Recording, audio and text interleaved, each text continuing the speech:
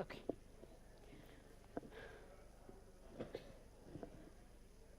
Okay. Thank you, everyone, for joining this panel discussion. The topic of discussion is from extractivism to empowerment, the pathway to global transition and navigating this pathway. When I read the topic, the word that spoke to me was navigation. Because if you think about it, first we had the Paris Agreement, in which the world, for the first time, recognized that our fate is combined, and that we will either have our great-grandchildren look at our pictures and say, they did good, or they will say, what the hell were they thinking? And that it was really a defining moment in which the world recognized that we had to move in unison. It turns out that was the easy part. The difficult part is navigating that concept of working together to save the planet, because then suddenly we were confronted with the reality that there were different interests in the room. Some in the corporate space, some in the sovereign space, some in economic blocks, and that it is, at least in my humble opinion, it is navigating these divergent interests, these geopolitics of who will lead and who will follow, the geopolitics of where the business, the huge business that will come out of 500% increase in mineral supply and the infrastructure that follows, who in the end, when we reflect on transition, will have profited. These are genuine challenges that face us, and it is for this reason that, easy as it might be, that we know we want to save the planet, getting there will be very difficult unless we can navigate our way. And so, my name is Sheila. I'm from Botswana. I serve on the corporate boards of listed companies in Australia, the UK, and the US. I have the privilege that I ask the questions. I don't have to answer them. That's a nice place to be. But thankfully, I do have with me men and a woman who's qualified to help us navigate some of these questions. Their bios are on the website for the event, and so I won't burden you. I'll just introduce them. We have Bruno Oblé to my immediate right. We have Majun. Majun is Director of Institute of Public Environmental Affairs in Beijing. And Bruno is President of the World Resource Forum. And then we have Isabella Teixeira, co-chair of the International Resource Panel, otherwise from Brazil. And then we have Kanda Yumkela, former Special Representative of the UN Secretary General for Sustainable Energy for All, otherwise from Sierra Leone. And then we have Karim Dahoud, Deputy Director General Relations and Cooperation at the OECD. And finally, we have Youssef El-Brani, Chief Executive Officer, Innovex. Thank you for joining me. I look forward to our conversation today. And so, in terms of my question, I'm going to start with you, Majun. And the question I wanted to ask you is, when we contemplate these challenges of sustainable development, especially the importance of being inclusive and engaging other stakeholders, how do we do this? Is there a magic formula? Thank you, Sheila. And really an honor to be invited by the Peace Forum, Paris Peace Forum, to come to Africa, to Morocco, and talk about the transition, a just and sustainable transition, or particularly from the transition mineral perspective. Talking about this, Sheila asked me about this magic formula. I think one of that, if I know anything that can facilitate a multi-stakeholder approach and collaborative solutions, that is environmental transparency. When we talk about this whole transition mineral situation, today we're talking about from extraction to empowerment. It reminds me of a changing or shifting role of my country. The last several decades, China serves as the factory of the world, and everyone turns to our country for manufacturing. But those enormous discharge from the factories, contaminated, dumped in our backyards, contaminating our air, water, and soil, and pose health threats to hundreds of millions of people. And to try to address this issue is complicated because it's, all this pollution generated through layers and layers of complicated global supply chain.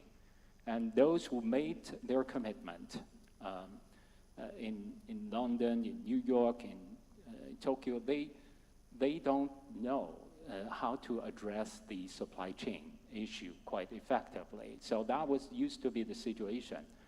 So 18 years ago, we started, with the belief that issues of such a complexity and magnitude must be resolved through extensive public participation. We need to empower. Today we talk about empower people, and the prerequisite is access to information. So with that, we built the Blue Map, a database that tracks the performance of our corporations' environmental performance.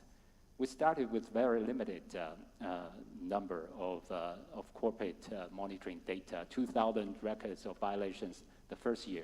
But then, through the past, 10 years, we have seen a significant improvement of monitoring and disclosure, which allows an NGO like us to track the performance of millions of corporations. And the number of violation enforcement records have topped 3 million. This has become a unique resource for those big companies who used to claim in China they don't know who are polluting and who are not. They just buy from the cheapest. Give the competitive advantage for those who cut corners to win their contract. But today, before they sign contract, many of them will compare their list with our list, and they have motivated tens of thousands to improve and to solve their problem and measure and disclose. Of course, today, there's a shifting role of our country. In this new global race toward net zero, when we try to combat climate change. Today, with transition mineral plays such a big role, and China is the supplier to 80% of the global solar panels, 50% of wind turbine, and 60% of the batteries used for e-vehicles. Just think about how big a demand for us for those transition minerals. And our footprint is all over, including in this country. And sometimes, with all these implications, good or bad, one of the good things, even in this very university, I was really, really impressed by this university. But yesterday we had got the chance to visit the phosphate mine. And I came to realize that actually phosphate is also so important for our e-battery business because, now it's, the lithium iron phosphate battery is now getting far more popular now in our country. So there's a rising demand, rising price, and which can fit into the social economic development even here. But in the meantime, all these implications on the environment, on the climate, biodiversity, all these footprints, we need to manage that. So I hope that the experience in China, which over the past 10 years managed to cut our air pollution by half and improve our water quality significantly. I hope that this experience, based on vast monitoring and transparency, could be tapped, when we now going through this global transition. On the transition mineral, I hope to see a global transition mineral mapping that can bring all this, link all these missing dots together and feed that back to our country and to many other stakeholders so that we can come together to manage the process. Thank you. Thank you, Mayan. Let me come to you, Bruno. There is a certain tension, a certain contradiction between this grand scale of extraction, the manufacturing of component parts and the assembling of solar panels, which speaks to the economic development space, and that seems positive until you superimpose the environmental impacts. First, the physical footprint of mining, and then the scopes 1 and 2 emissions and everything else that come with it. How do we balance this economic development with sustainable environmental impact? We had in the first panel this morning, we have a very similar discussion, right? Between Ibrahim Mo, Rémi Rioux, and others. And it was about the two, development and sustainability, and how they are linked together. I belong to the party of the optimists. In that panel, there were a group of optimists and a group of critics. And my optimism is based more on a macroeconomic reflection, first of all. So we know that to switch our production and consumption patterns from today's stage to a sustainable one needs between $3 and $5 trillion a year. This is the main results of the inquiry into a sustainable financial system that was launched years ago by UNEP, and I had the honor to be part of. So it seems a lot of money, 3 to 5 trillions, but at the end of the day, it is 2.5%, 4% of global GDP. What is a reasonable number that every developed country invests in sustainability and environmental protection. So from the financing point of view, there is no problem. On the contrary, if we reflect what we have to do, because an unsustainable production way produce all these external costs that we are referring to, internalizing them means we have to change the products we are consuming. And because of that, we have to change the production lines that produce that. And because of them, we have to change the investment patterns. I mean, this is from an economic point of view, it's a huge opportunity. It's the Marshall Plan 10 times, 100 times the Marshall Plan. It's the biggest roadshow in history. So it's a lot of opportunities to be part of the transformation. So macroeconomically, let's say the motivation is there, the financing is there, the technology is mostly there. What we need is coherence, alignment. And this can be done by political decision. Not only by political decision, but among others by political decision. By decision in the companies and by an accompanying movement that push the system in the right direction. And the positive things it works. So we are picking this year, maybe beginning of next year, in fossil fuels.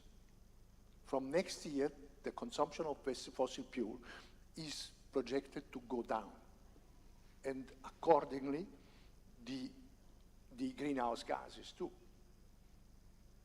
Aramco was trying to sell part of their shares, and they have realized a very low price in comparison to what they wanted originally, because the market are already incorporating the future minor demand of fossil fuels. The value of that oil reserves has diminished because of this change. And this, again, it's not because of the big political talks, but it is because we are producing energy we need in different ways. Chinese photovoltaic, winds, political decision in Europe, political decision in the US, and a growing realization also in the global south. So it was 30 years ago we said, it was a joke, the humans had not stopped to produce stone tools because we ran out of stones.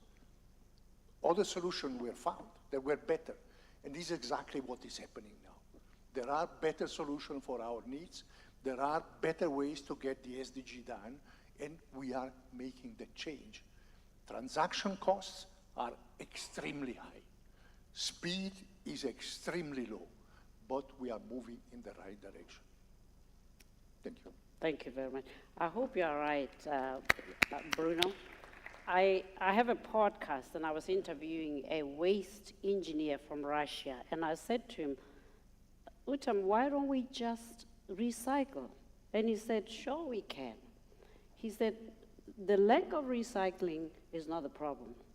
The world today not only produces, but it transports and it consumes more efficiently than it ever has. And nature just cannot keep up. But he shocked me when he said to me that if we recycled all the metals ever produced since mankind, it would take us 30 years to meet today's demand. So the point that this is colossal is really an understatement. We simply have never been in the place in which we are. So let me come to you then, Isabella, if I may.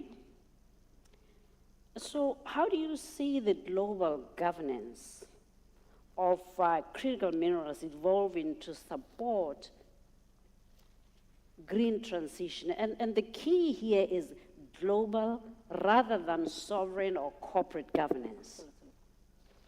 Okay, thank you very much. Good afternoon, and I'm very honored to be here with some friends, and also opportunity to be back to Morocco. So it's a really special moment, even that I have to neutralize my carbon emissions back to Brazil. But I will do this. I'll do my best.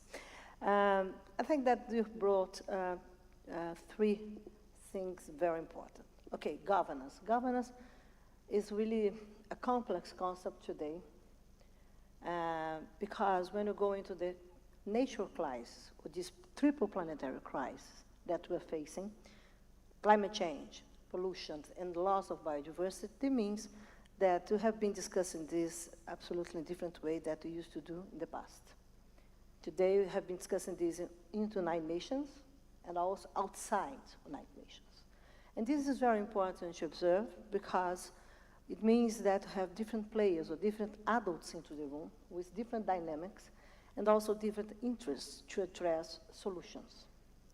And also demand transparency, data monitoring, and when you come into the diversity of societies around the world, it's very important to observe that you have not necessarily all the countries in the world under democratic systems. So it's different in the demand of data and how to use this, how we manage transparency, how would you like to come into private sector to manage risk, so this risk thinking and to understand the dynamics or dimension of governance that in the past used to come based on the international water systems and also how we can bring the state members of 9 nations together.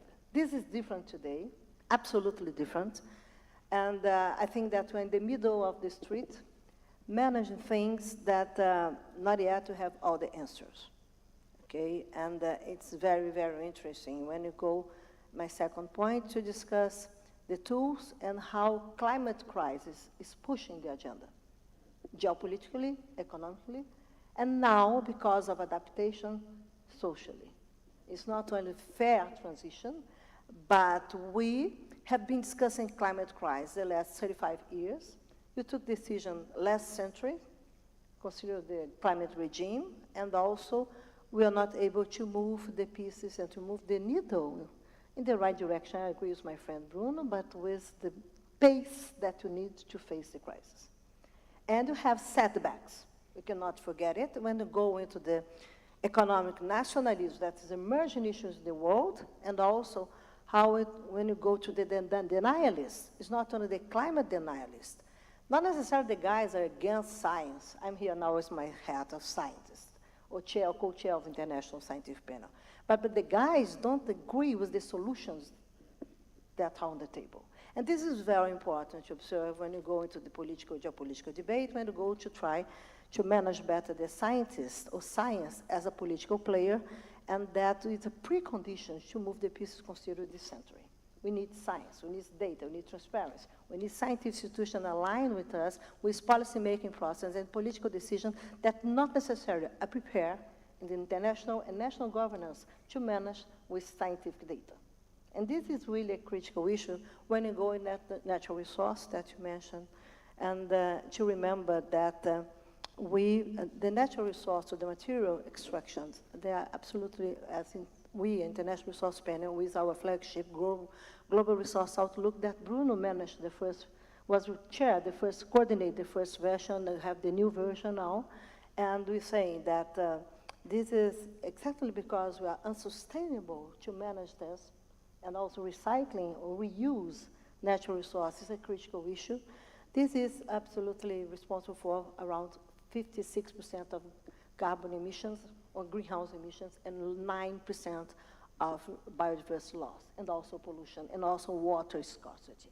What it means that we are demanding a lot considering natural resource extraction. The last 50 years, we tripled the use of natural resource. We came from around, if I can remember the data, it's around, in 1970, it's around 30 billion tons a year, and now it's around 106 billion tons a year, okay? And the scenarios for by 2060 that you need to you probably raise this around 6% what we have today. So the game is over, okay? Absolutely over. And this means that to push additional pressure considering the nature of crisis. My last point here, so when you go to discuss governance, and we propose this International Resource Panel, when you go to mining industry and strategic minerals, we're discussing new tools, and we understand that we need an integrated approach with multi-stakeholder perspectives, and we propose a new license, sustainable development operation license. This means that we must bring things together, consider national reality, but also how private sector will pay for the risks, okay? Because you're not able, it's not only social license, it's more than this. How we integrate things to minimize risks in the future, and that to reduce the cost of the risks, consider the finance and also the economic perspectives, and how the government must manage this, consider regulation process. So it's a complex dynamics that is emerging because of climate crisis, because of strategic minerals, but more than this. We need to understand, based on my experience as a former Minister of Environment in Brazil, that this is not easy to propose when you go to these new dynamics or this new international order that is emerging, considering not only the global cooperation, but also the regional and bilateral and also national cooperation. The subnational players, how these emerge, for example, how will be the reaction if you have United States an election with Mr. Trump back? Will be the subnational players back again? What is the new dynamics? And how this will impact, for example, climate change ambitions the next 10 years. So it's very important to understand the dynamics of the world today. This is a transition, but I believe, Sheila, that governance is in checkmate, and we need to understand the new movements that will guide the new system, the global governance systems, not only considering the new momentum of multilateralism, but also considering when the like-minded blocs, like G20, BRICS Plus, OECD and other ones, will play the new roles and the political and economic ones, geopolitical ones, considering climate change and also sustainable development. So in my opinion, we need science, we need to understand national realities, but we need really to frame things in different way. If not, my feeling is that still we'll put our coins in the basket of the past. And we need to deal with the future, because the future, the transition means that we need to share not only mitigation ambition, but we need to share vulnerabilities and adaptation considering short-term perspectives. This is the reality. What's happening in my country, it's an example, another one. And my last comment, we need to manage better the governance migration that will happen and put additional pressure considering the lack of access of natural resources around the world. Thank you very much. Thank you. So when I introduced myself to Isabel and I said I'm your moderator, she said to me, good luck. Now I know why.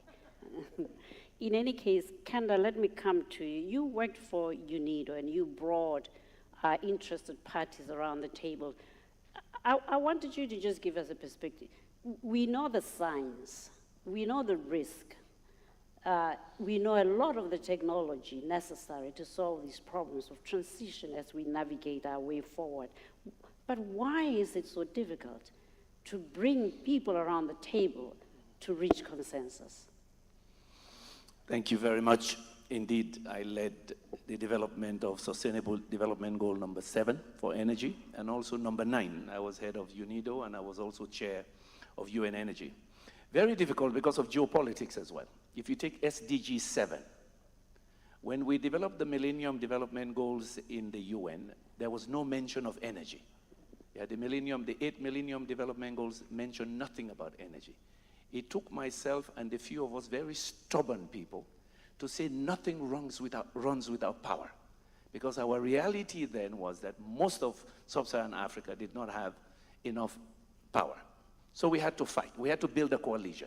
It took us 10 years to build a coalition to convince people that energy must have a sustainable development goal. And yes, Brazil helped. But the geopolitics was what? Each time we wanted to talk about energy in the UN, the big players said it was about oil and gas. So we had to create a narrative that it is energy for development, not oil and gas.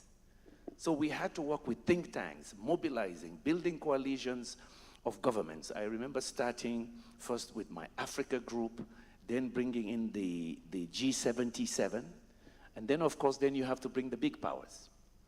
Yeah, so the joke is that when the slogan for us was energy for all. Rousseff was then big in Brazil, energy for all. And then the Europeans said, no, it has to be sustainable energy for all. But in fact, we were saying green energy. And of course, China, Brazil, and the Indians said, green? What do you mean by green? So the politics is, in the end, we said, access to affordable, reliable. So all of those words meant something to an interest group. So they're interest groups. We must fight for our interests in some of the geopolitics. So let me shift to critical minerals. I come from a neighborhood that is the mecca for critical minerals. Our neighbors in Guinea have one of the largest deposits of bauxite in the world. Now they have the largest deposit of iron ore and the purest deposit. You come to Sierra Leone, we have the second largest deposit of titanium. We've had that for 30 years. The new discovery is even bigger, but we have the purest deposit. You move to Liberia. You look at these 3 countries, we have amongst us 9 or 10 of those critical minerals, but we're amongst the poorest in the world. Poorest in the world. So there has to be some disruption in thinking. We ourselves in those countries must govern differently.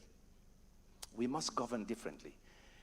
Africa in general, industrialization is a must. It's not an option for us. The population growths are too big. 2.5 billion of us by 2050. Yeah, where are the jobs? They're not going to be in the farms. So we must industrialize. But to industrialize, it begs the question then, how do we use the other natural endowments to get the capital to build the infrastructure?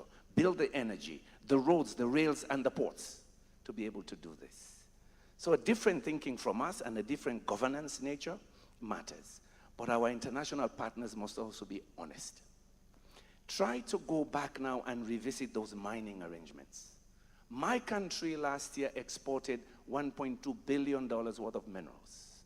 Yeah, we earned less than 70%. I mean, 7% from that value. About 75 million came into our treasury. You can argue that, well, it is your fault. It's the way you deal the contracts. But those were done decades ago. You want to reopen that today? So we're coming up with a new idea to say, well, for the newer ones, the new critical minerals we've just discovered, we just found out we have coltan, we have lithium and so on. We say we want to do it different. We want to create a mineral wealth fund that we own, that will be a private company. We bring in investment so we get a little bit more value, because right now we're not getting value. So that's a disruption. We'll see how it works. But the point is, we watch the Gulf countries. They own a significant share of their companies, or they own the companies, and they're able to invest in infrastructure and so on. The other point I want to make is about fair valuation. Yeah? Now we are told in the climate context, there are some forests you can't touch. Fair enough. But you know, under one of those forests, we have 8 billion tons of iron ore, and we're looking at it. But already people say you can't cut down those trees. Well, can you value them fairly? We are paid in Africa $4 a ton for carbon we sequester. In other places, it's for carbon they emit is 100 euros or 70 euros. But I also have minerals underneath. I need alternative livelihoods and development. How do we do that fair pricing is a big debate for us, for our African governments, about the need for proper green auditing of our green assets, proper valuation, and how we can leverage that asset, which will be trillions of dollars, to invest in alternative development now. Or perhaps invest in industrialization. So yes, my sister, we become the battery producers. But cooperation matters, because I think the other problem is we're not cooperating enough. Yeah, yes, I was in Southern Africa. They also control 70% of the world's platinum. I know my brothers in Zambia and Congo sit on a lot of manganese and so on. So I asked the question, why don't you call Elon Musk to build battery factories here? It's close to raw materials. After all, he's South African. So the point for me is, we as government, what kind of enabling conditions do we provide for the Chinese, the Elon Musks, the Americans, the Europeans, to build those factories now, at least maybe stage 1 processing, or the end products to make the batteries? For lithium, that's what Zimbabwe wants. Yeah, those who have huge deposits of these critical minerals also want to add value. But then you'll be told, and finally that's where I end, power. You don't have enough energy source. So in this new scheme, energy access for Africa is an existential issue. Still 600 million of us do not have access to electricity. For most of our countries, even if you have it, it's for a few hours. So how do you attract factories and investments? So this is why some of us devoted time on SDG 7 and SDG 9. Let me give you, on SDG 9, it was tough in the UN, because there are Western countries that did not want to talk about industrialization. But yes, thank God we got China, G77 and others to say no. These countries indeed want to restructure. They don't want to be in commodity trade. So there has to be a sustainable development goal. So if you look at SDG 9, it's innovation, industrialization, and infrastructure. We had to make those compromises to make it acceptable. So there's a geopolitics here about what is acceptable. Unless you disrupt some of that thinking globally and locally, I don't see that we'll have a good transition, a fair and just transition going forward. Thank you. Yeah, so listening to you, I'm reminded that if we look in the rear mirror, we not only have legacy issues, but to be fair, there is an emerging set of geopolitical challenges that are almost specific and unique to transition to clean energy, least of which is the opportunity cost to fossil fuel-rich countries of leaving coal, oil and gas on the ground, and for that matter, the value of carbon sequestration for countries like Brazil, the Congo Basin, that we know for centuries have been cleaning the planet, except that thanks to industrialization, they too are now beginning to struggle. So thank you for those remarks. Let me come to you, Karim.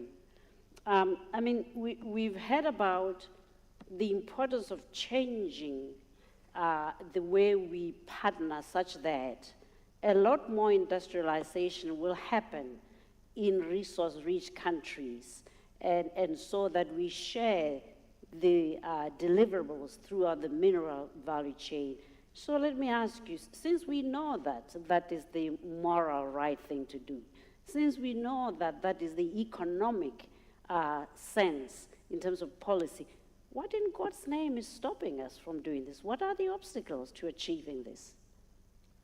Thank you very much, Sheila.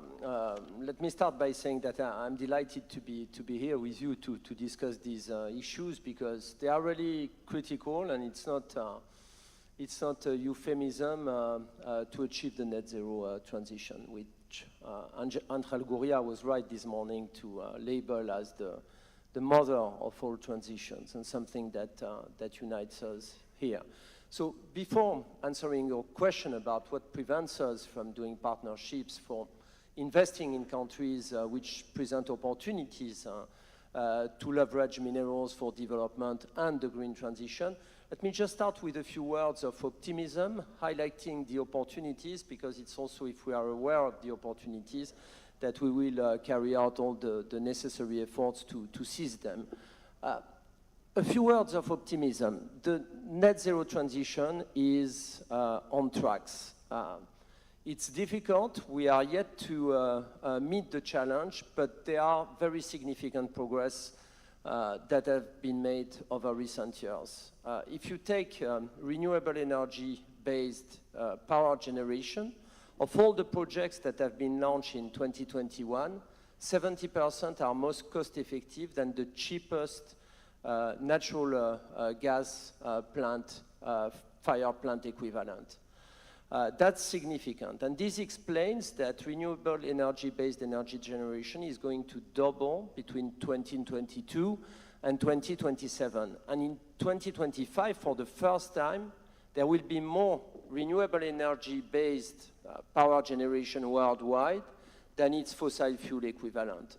This is what is pulling the demand for minerals, because renewable energy technologies are much more mineral intensive than their fossil fuel equivalents. For instance, if you take an electric vehicle, it requires 6 times the amount of minerals that are embedded in an internal combustion engine vehicle. If you take a wind farm, it takes 13 more minerals than its gas-fired plant equivalent.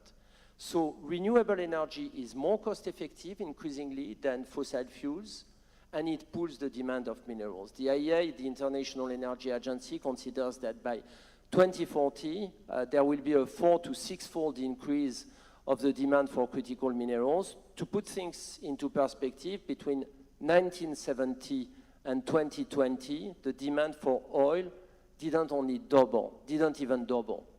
So that shows that there's a transition that is on tracks, and that it can help leverage minerals for development. This is what occupies us. What are the obstacles before the opportunities? The obstacles, I would say in certain countries, there's an infrastructure obstacle, and in particular an energy obstacle. Extracting is energy intensive. It's more energy intensive today than it was 50, even 20, 30 years ago, because some of the deposits, some of the mines that we are exploiting, copper, for instance, cobalt is a byproduct of copper. They are 100, 120, 130 years old. And therefore, it requires capital-intensive investment with effective technologies, but also a lot of energy to be able to extract these minerals, and it's very energy-intensive to process them, to refine them as well. So that's what makes the difference between, for instance, Indonesia and the Democratic Republic of Congo. In Indonesia, you have access to cheap energy. And this makes nickel production, for instance, much more profitable in Indonesia than in neighboring regions even, than nickel production in New Caledonia, than nickel production in the Philippines. In the DRC, you have this issue that there's not enough energy infrastructure, despite the huge hydro potential power of the country, and that its mineral deposits cannot be yet transformed as much as they should. But again, because renewable energy is becoming more profitable, there really needs to be some efforts in this regard. Capital, mining is capital intensive. That's very important, and if China has such an edge throughout the value chain, it's because precisely they had the benefit of long term. You see documents in China dating back the 80s where the prospect of leapfrogging internal combustion engine with electric vehicles is already flagged, and from this time onwards, there's been investment in extraction and processing of minerals throughout the world, but with a view to feed into the downstream segments of the value chains, to feed into battery making, to feed into electric vehicle production.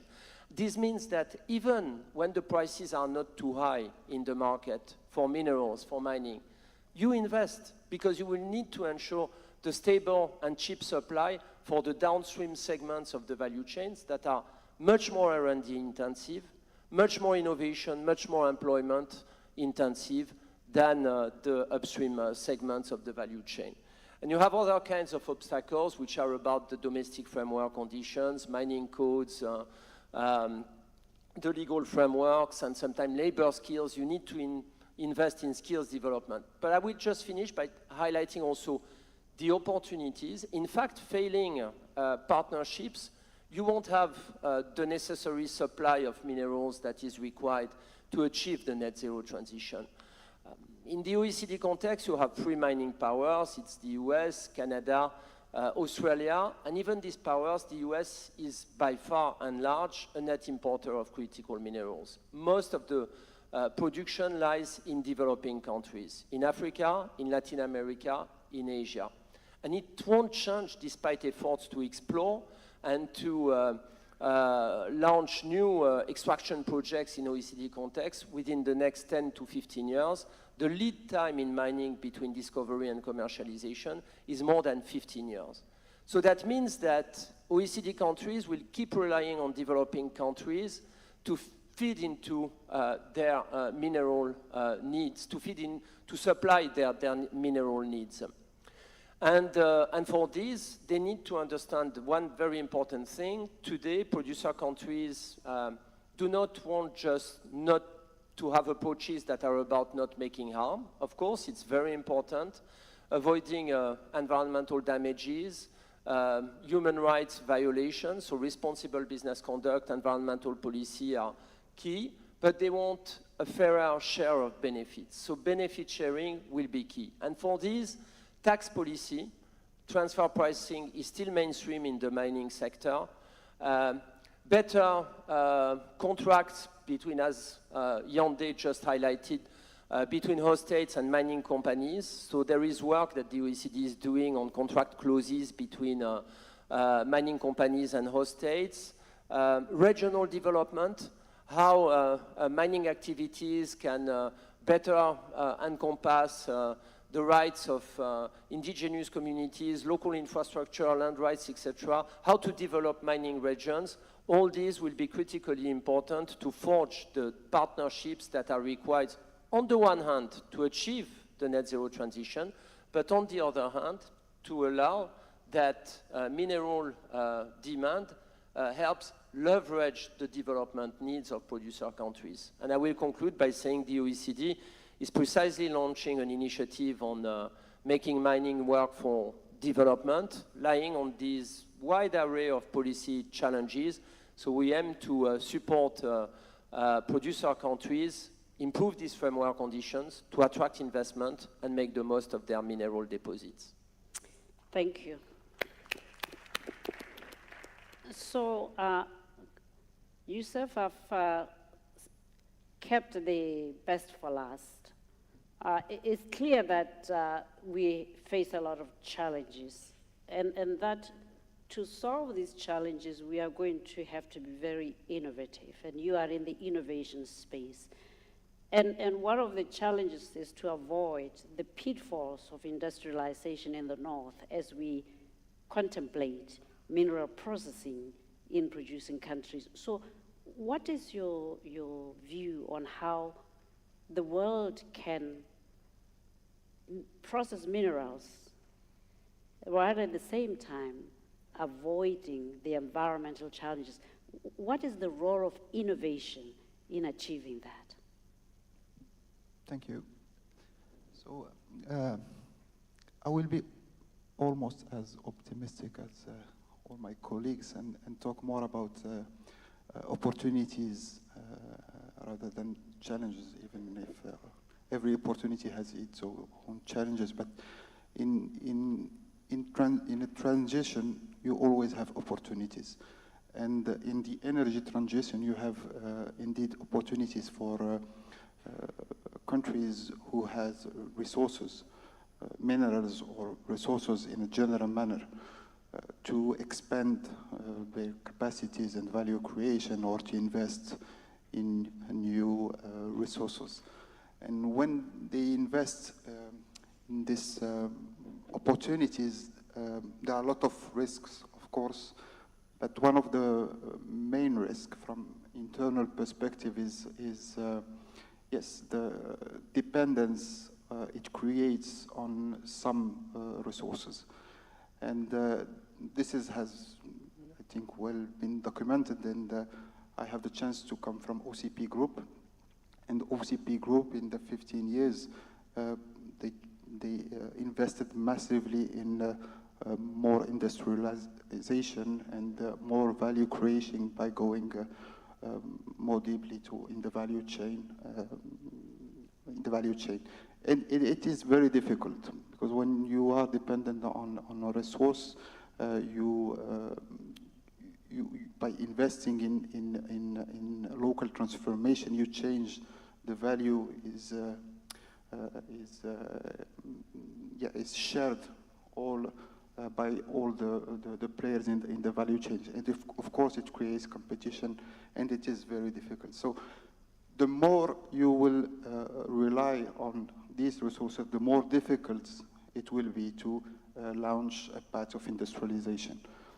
And so one of the answers to this risk is to invest from the beginning in, of course, expanding capacities or developing mineral capacities, but also invest from the beginning in the industrialization. And this is how we can do it.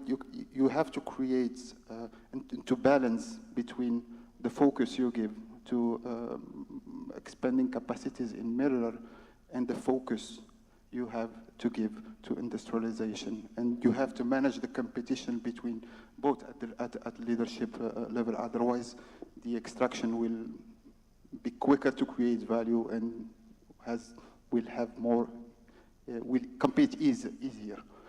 So that's it. You have to invest from the beginning in extracting capacities, in industrializing capacities, but not also that. You have also to invest from the beginning in innovation, because the opportunities you have in this energy transition is about activities that where the risk is mainly technology you choose. When you choose a technology in these businesses, in 5 years or 10 years, you are sure that the technology is not the right one anymore. So you cannot invest in industrialization without investing in innovation. And for OCP Group, if you see what we have here in Ben Gurir, it's an investment in the innovation. So talking more specifically about Innovex, Innovex is a subsidiary of this university, University Mohammed Polytechnic. It is member of the OCP Group. And the idea behind is to have some resources dedicated and focusing on these opportunities that the energy transition is offering. So we are investing in different sectors: energy, chemistry, agriculture, digital and social innovation. And we try to develop the capabilities that help us to invest in the right manner in these fields. We invest in technologies and businesses, and in everything we develop, we try to develop at the same time the ecosystem around the businesses we are developing in order to maximize the benefits we can get from these developments. Maybe I can give one example of what we're doing in the chemistry and link it to what we are discussing around right now. We are investing in extracting fluorine from our phosphate. It's a technology we invest in. It's a way to produce fluorine, which is a mineral very used in the, very demanded in the, lot demanded in the batteries. So important for the energy transition. And the way we do it, so we invest in the first plants, but at the same time we will create an infrastructure to receive all different industries to consume the fluorine we are producing. We invest ourselves in the first transformation, but we are willing to receive a lot of investments around this fluorine. At the same time, we invest in technology to improve always the technologies we are using. So this is one example of how we deal with things within the OCP group through innovation. Thank you very much. Well, we started late, but we must finish on time. And that means something has to give. And that will be that we won't have an opportunity for questions, unfortunately. But I'm sure during tea break, anyone who wishes to talk to the panelists will be taking advantage. All that's left for me is first to inform you that we're going to start back here at 2:30, and then to thank you for your presence, but importantly, to thank the panelists for their time and expertise, and of course the organizers for having all of us here. Thank you and good afternoon.